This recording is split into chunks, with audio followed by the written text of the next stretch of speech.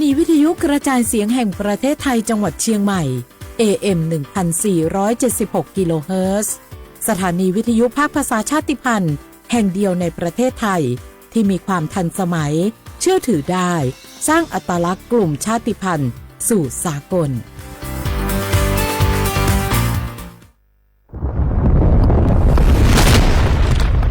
สาธารณภัยเป็นเรื่องที่ต้องใส่ใจช่องทางการรับรู้ข่าวสารเตือนภัยทำได้ง่ายนิดเดียวซึ่งกรมป้องกันและบรรเทาสาธารณภัยแนะนำช่องทางไว้โดยโทรมาที่1784ได้ตลอด24ชั่วโมงรู้รับปรับตัวฟื้นเร็วทั่วอย่างยั่งยืนด้วยความปรารถนาดีจากสำนักประชาสัมพันธ์เขต 3 กรมประชาสัมพันธ์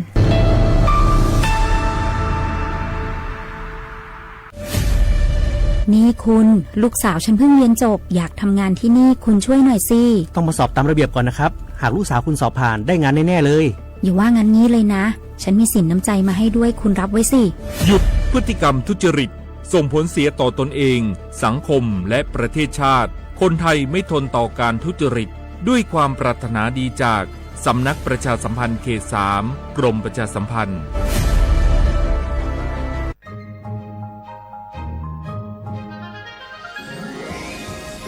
Explore bustling markets adorned with the hues of traditional Lana textiles, each piece weaving stories passed down through generations. The Lana creative economy is a living museum, breathing new life into ancient practices. From Yi Peng or Loi Krathong Festival to Pi Mai Mueang or Songkran Festival, the Lana creative economy thrives in joyous celebrations, honoring the region's unique identity. It's not just commerce, it's a cultural celebration. Support local artists, cherish tradition, and be part of the Lana creative economy, where every creation is a tribute to the rich cultural mosaic of northern Thailand. Join the celebrations, support local artists, embrace tradition, and be part of the Lana creative economy, where the past meet the present and creativity knows no bounds.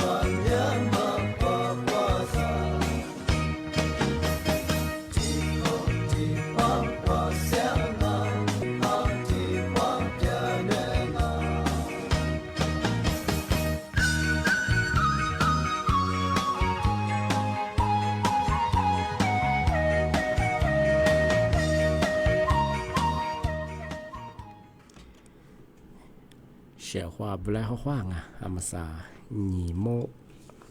你莫话你啥莫啊，我รายการลิซุงโดนตึก话ไปแล้วอ่ะเอาลิซุงปากกางงเป็นยาทาเจ้หมายงะปัจจุคนในวันดังงะสถานีวิทยุงะกระจายเสียงแห่งประเทศไทยจังหวัดเชียงใหม่ยิมมือชายีระบบยุความถี่งเป็นยา AM ที่ตัวลี่เฮียสิชื่อโชว์คือกว่าตัวจับที่ถ้าว่าระบบไลน์ไงถ้าฟิบูคือไลน์สุดจังยี่ชื่อเพลงก็คือสวทเชียงใหม่ AM 1476กิโลเฮิรตซ์ที่ไลน์จังในแนวมันยังคือโฉมมุ่งความยีจีมุ่งในแนวแต่ความด้วยที่บอกแล้วว่าคือหนีมุ่งความยีสามมุ่งที่ยังมาคือหนีความด้วยนะที่ยังความยีนั่นยังเสียของนี่มีถึงยังงมันยังซื้อหาหนีที่ยังมาเสียของนี่มีถึงยังคือนาสาเนี่ยของสันไหนบ่เคยนี่วันเนี่ยบ่เคยนางวันเนี่ยเป็นลอยของที่นี่คือว่าชาวเราไงทำมาปีมาสุดเจ๋งชมงว่ามันคือไม่ได้ไม่ถึงยังคือว่าเหตุการณ์มาจงว่าที่ว่ามาโทรศัพท์มือถือดูส่งว่าเป็นยังไงว่าทีวีตีสุดบ่เคยมียี่ข่าวมามองไงมาคือมูลเลยคือโอ้อันนี้มาคือจิตใจของคือชื่อดังว่าบ่ฮอคู่ฮีติกาจงว่าจังหวัดอุทัยธานีตัวยาจันเนแล้วว่าโหเตียงีท่านศึกษาเยอะอยู่ว่าจันเนแล้วโหเตียงีท่านศึกษาที่สิเยไปเฮโลคือซากะโลบัสโลบัสซากะจุก็ยา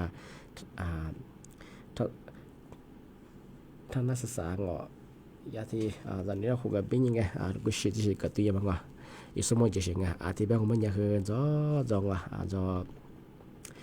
งกูที่แบบเป็นงเป็นยังไงว่าลบบ้ามันยี่ก้าที่ก้ามังยังแบบคือตัวเบียร์ยังไงตัวเบียร์งมันยังลูกที่ก้าว่าคนนี้มันยังคือหลักส่วนยังคือลิซัวมันซึ่งจะยังไงอนุบาลแบบปฐมแบบมัธยมแบบลิซัวมันซึ่งที่นี่คือคู่ผ่าคือใจยังไงที่เป็นยังคือลิซัวคนนี้งงมันยังคือยิสุมว่าเตอเหลียมมันยังคือไงตัวเราไปคืออะไรสกุวัดสังที่บ้านมันยังคือย่าเป็นยังคือไทยข่าวตัวนี้เป็นคืออะไรเนี่ยนี่จะสวัสดิ์ที่เลยชื่อคนเดียวบ้างนี่จะสาวคนนี้เป็นคือคู่มาคือใจชงคู่มาคู่มาคือจางที่บ้านมันเป็นยังคือมาสายเจ้าหน้าที่ที่หน่วยงานคือโหลดมาคือเตียงยี่ที่กับกูนี่ที่พิสูจน์ยังอะไรก็ยังตัวเบียมาหรือเป็นมาคือที่ทำมาโดยเขาที่บ้านมันเป็นยังคืออุทยโซเชียลคือมองเป็นยังคือมีเยอะเลยไปสิ่งที่ว่าจันนี่เราขุดแต่ยี่สมมติว่า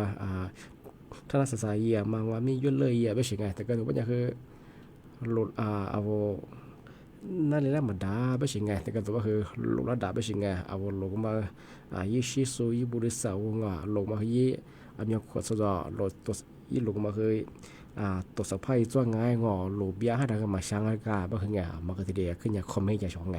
ทำมาคือชื่อจังจันเนี่ยบ่คือยี่จื้อว่ามันสังที่นี่คือคู่มาคือใจช่างมาคือแมงบ่คือ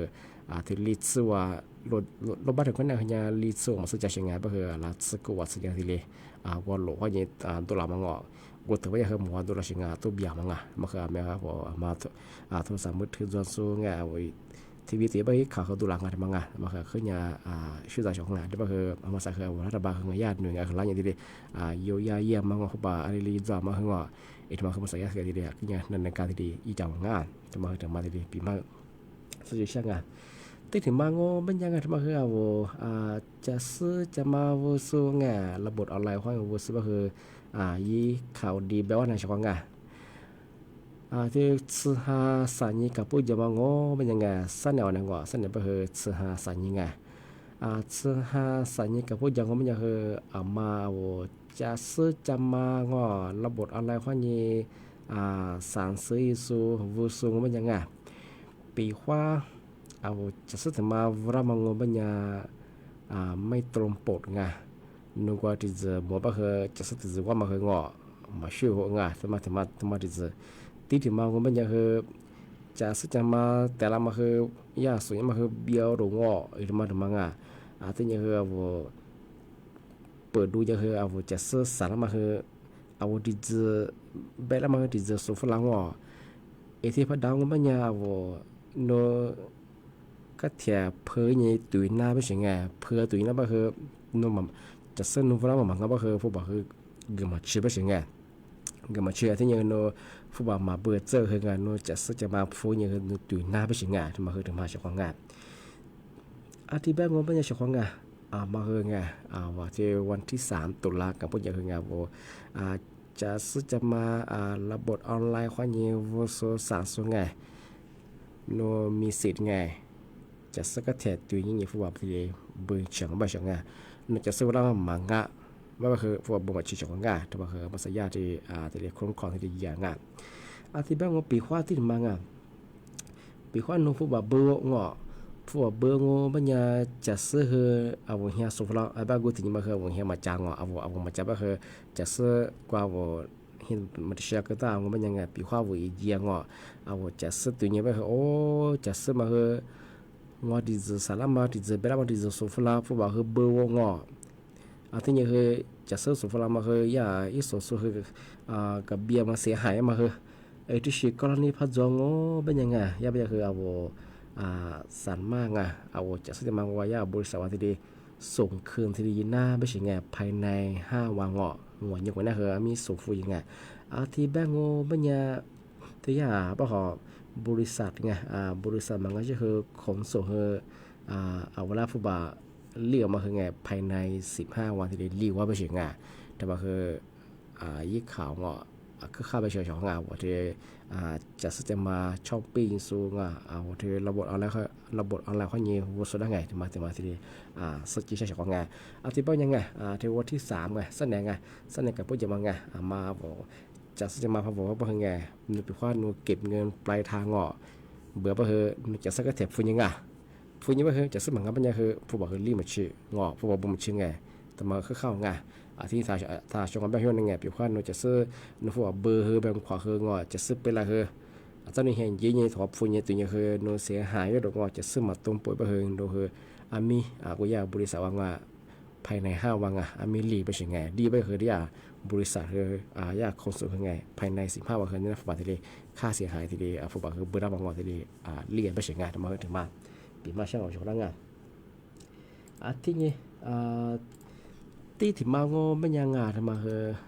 เจ้าว่ากุหลาบเดือนนี้จังหวะนี้ข้อนี้ซาซึ่งนี้ทางการเรียกว่ายารัฐบาลกระทรวงการคลังไงผู้บ่าบัตรสวัสดิการแห่งราชสูคุพิการสุสานงานมังที่แบงก์มันยังมาคืออามาสายาเดตล่าสุดข้อมูลงานมาคือคือว่าผู้บ่าวมาคือไงเหมือนนำไม่สำเร็จมาคือลัดชงมันยังคือ300,000เฮมมือมัดซื้อที่จอยแบงก์ว่าผู้บ่าวว่าผู้นางที่แบงก์มันยังเฉพาะอามาว่าพร้อมเพย์เลขบัตรประชาชนไง13 บาทมากว่าพร้อมเพย์หมอยึดรับก็คือไงมียิงชาคือมียิงชาโคร่างชงทำไมก็ยากแต่ความที่เรียกปลาไก่ละที่แบงก์มันยังคือว่าตัวความหุ่นยังยากกว่าเขาบอกที่ตัวความมาคืออะไรตัวความมันที่แบงก์มันคือยากกระทรวงการคลังแบบมันยังคือไงมีที่มาว่าบัตรคนจนนั่นไงบัตรสวัสดิการแห่งว่าหมอผูกพร้อมเพลงไงเลขบัตรประชาชน10 ล้านมางหมอยึดได้ก็คือมียิงชาโคเกอร์ชของอยากกระทรวงการคลังก็คือไงเธอโอนเงินผ่านพวกมาทาพร้อมเพลงเลขบัตรประชาชนว่าอย่างไรไปถึงที่บ้านคือชของว่าธนาคารยิงไงติดต่อสอบถามที่ได้ยูชของ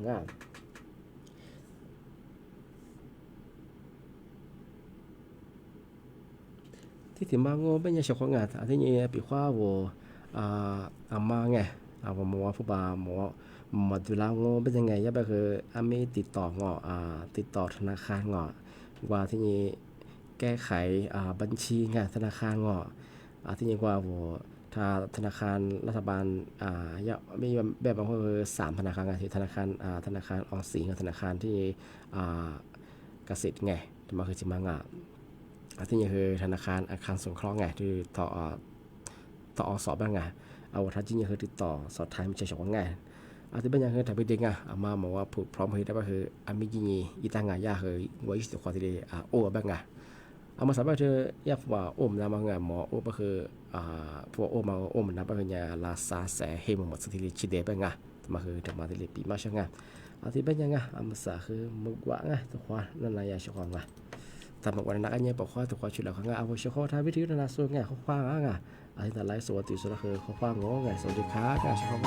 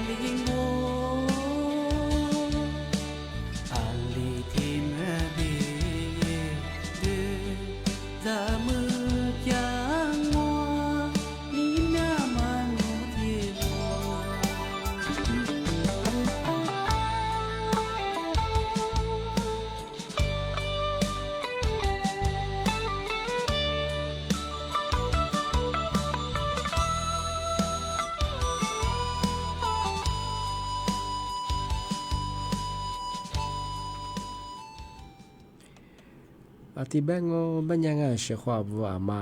เที่ยวบัตรสวัสดิการแห่งรัฐไงบัตรคนจนไงมาฟบามาว่าซูโงบัญญังมีกว่าธนาคารที่คือติดต่อสอบถามก่อนมาคือขั้นตอนเบื้องต้นนี่ติดต่อสอบถามยังไม่ใช่ที่บัญญังคือมาว่าผู้พร้อมเพลงเลขบัตรประชาชน13 รัฐมาคือไม่ยิ่งเสียหัวคือบ้างถ้าช่วยน้าประกาศที่ยกงามาซา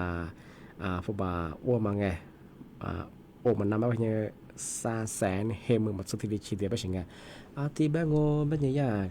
กระทรวงการคลังไงที่ติดขวารัฐบาลยาที่ติดขวาอ้วไปใช่ไงสาขาอ้วไง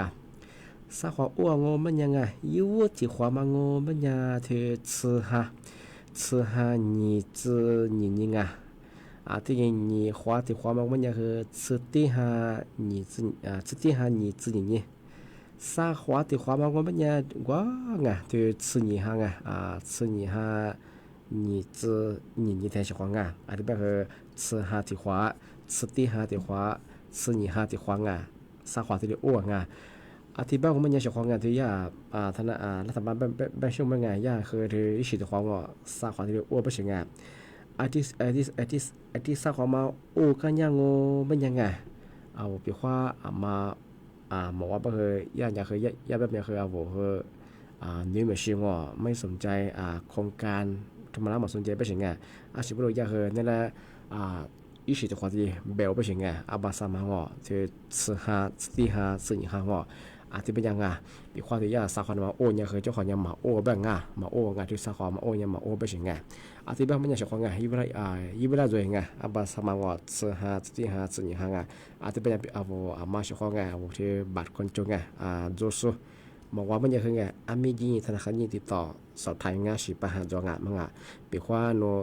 ยาตัวสับเบอร์พร้อมเพลงมาที่ถ้าเป็นไงมีเรื่องชาวโคกตั้งจะมาปีมาช่างที่ถึงบางโง่บรรยายชาวงานมาขยะสปสชเตือนไม่ใช่ซึ่งจังหวะมันจะคือยาคือเฝ้าระวังดินถล่มดินสไลด์มาน้ำป่าไหลมาอำเภอแม่ฮ่องสอนที่นี่คือจังหวัดเชียงใหม่เชียงรายที่นี่คือจังหวัดน่านที่นี่คือจังหวัดพะเยาลำพูนลำปางแพร่จังหวัดตราดที่นี่คืออุตรดิตถ์เพชรบูรณ์จังหวัดสุโขทัยมาคือศูนย์ปฏิบัติการช่วยเหลือผู้ประสบภัยน้ำท่วมสปสชคือยาที่ประกาศแจ้งเตือนที่อยู่ฝรั่งยังไม่คือมาคือที่ยาซามโมตาเป็นสิ่งที่ว่าพื้นที่เสี่ยงจะสูงที่ว่าลูกโคลูกประเทศจะสูงก็คือมาคือที่ยาซามโมตาเป็นสิ่งที่ถึงบางโง่เป็นที่ว่าอบตอำเภอเชียงดาวเป็นยาแบบคือเราชอบมากกว่าแม่น้ำปีเคยจะสูงเป็นคือจะสึกจะมามัวเถียจะได้บ่ดอาจจะคืออะไรอย่างตัวหลาไปสิ่งในยาอบตที่เชียงดาวคือประกาศที่จันทร์ฝรั่งมาเที่ยวสมุทรของที่นี่ครับว่าเขาว่าโยบจะสูงลูกโคลูกประเทศจะสูงอาจจะ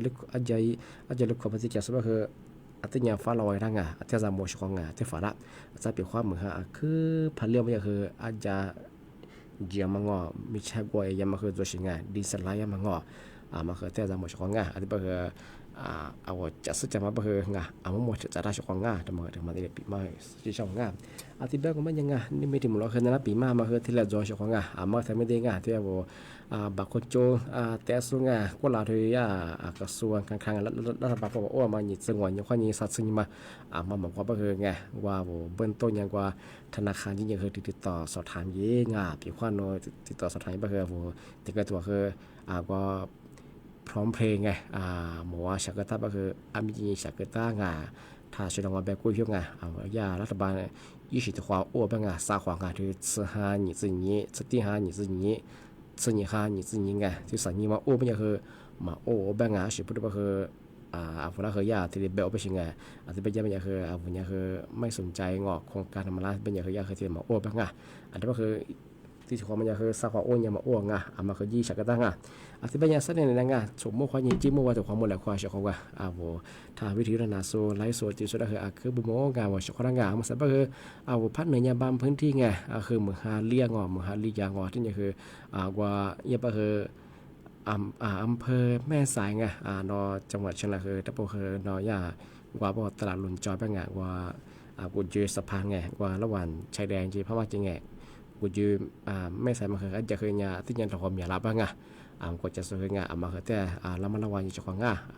ที่เป็นยังไงเสนอเนี่ยสมมติว่านี่จิโมงาถึงความบุญหลักว่างาเฉพาะที่มี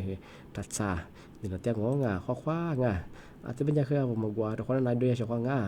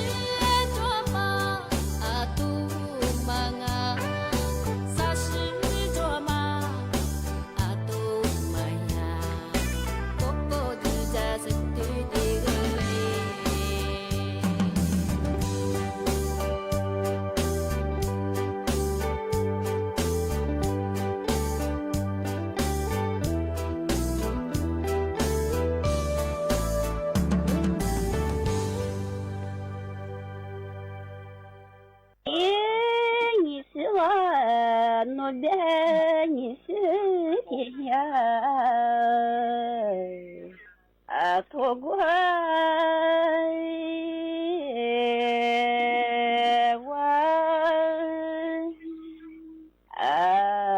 fa sư thì qua我谢谢你生你我是我啥茄子瓜一多少来花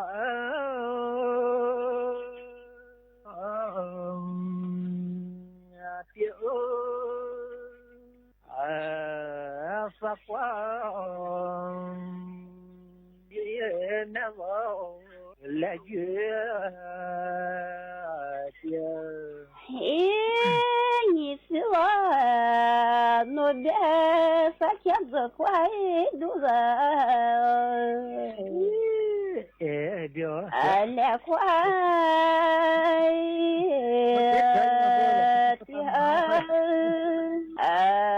也快多少来月的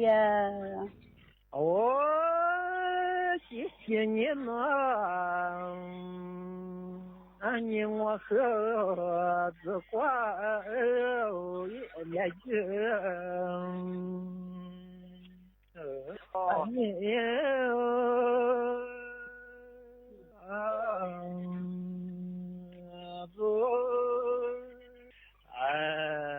子瓜来月的毛三呀我别拿我的个来快的嘛三呀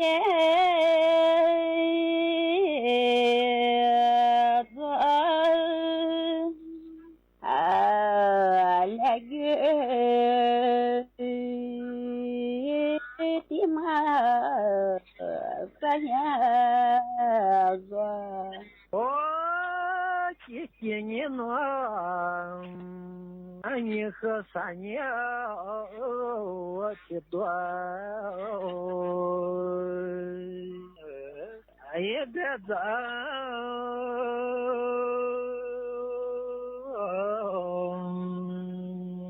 老三年也的苗多钱了你是我的反应是多别在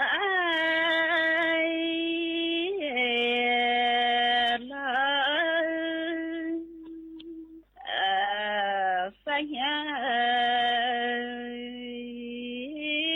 前面多点了谢谢你生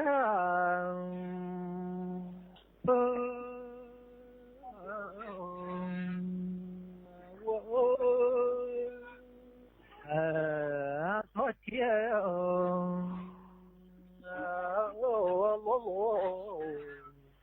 发光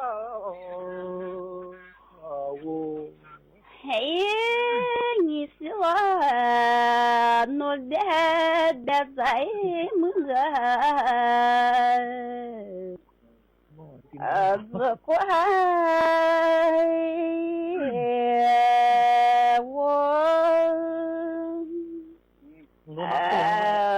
多点露露也怪我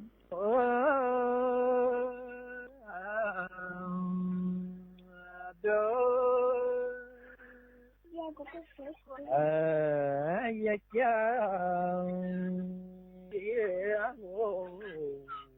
我们呀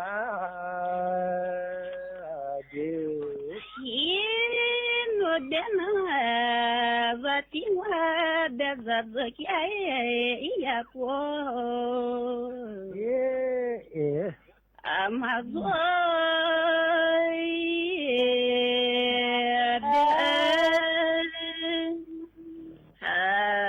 yakia alo amaya dia Кисенье гуамане дедзя яко алила але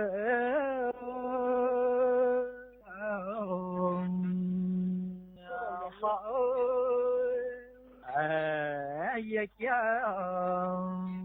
яло него no dena ani zakia guha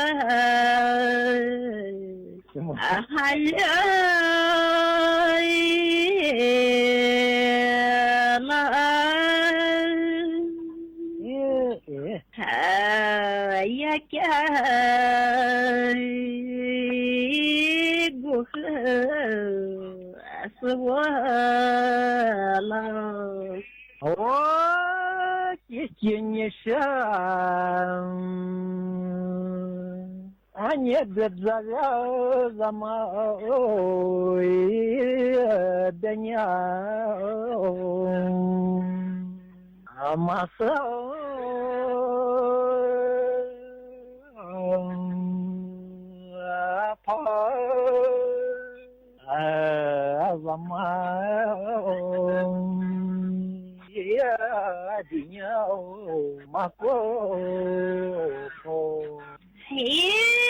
no dena vatinwa mai denya ai mai so zamai denya amako Кисенье кашехадзя гума азата якя гума азата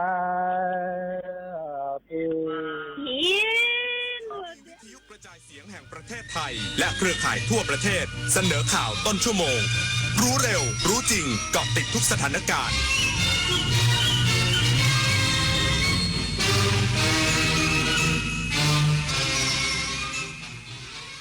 รับฟังข่าวต้นชั่วโมง 15 นาฬิกากับชลธรจัญญาครับนายกรัฐมนตรีประชุมหน่วยงานที่เกี่ยวข้องแก้ปัญหารถโดยสารสาธารณะทั้งประจำทางและไม่ประจำทางอย่างเป็นระบบอีกสักครู่กลับมาติดตามรายละเอียดครับปัญหาดินเปรี้ยวดินพรุพื้นที่ชายแดนใต้ไม่สามารถทำการเกษตรได้นำมาซึ่งการจัดตั้ง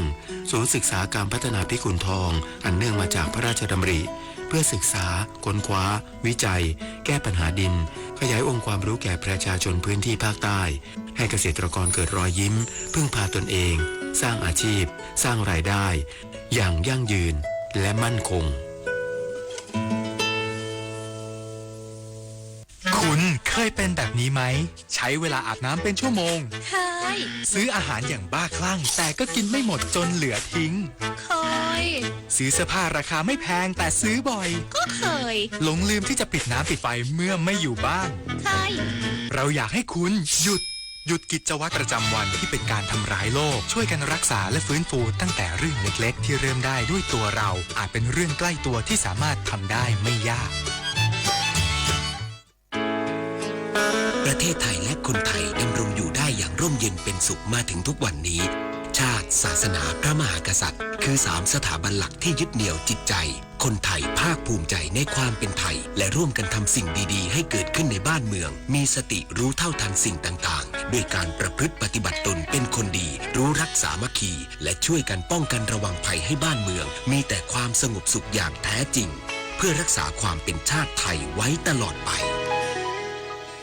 ทุกครั้งที่คุณท่องโลกอินเทอร์เน็ตพบโฆษณาเหล่านี้ไหมงานสบายรายได้ดีทำงานต่างประเทศค่าตอบแทนสูงซ้ำร้ายกรณีที่เกิดกับผู้เยาว์มักมาในรูปแบบเพื่อนชักชวนค้าประเวณีหรือข่มขู่โดยทำให้กลัวว่าจะเกิดอันตรายต่อชีวิตร่างกายน่วงเหนี่ยวกักขังและอีกสารพัดรูปแบบหยุดคิดว่าการค้ามนุษย์เป็นเรื่องไกลตัวใส่ใจบุตรหลานและรู้ทันข้อมูลกลโกงเพื่อป้องกันการตกเป็นเหยื่อขบวนการค้ามนุษย์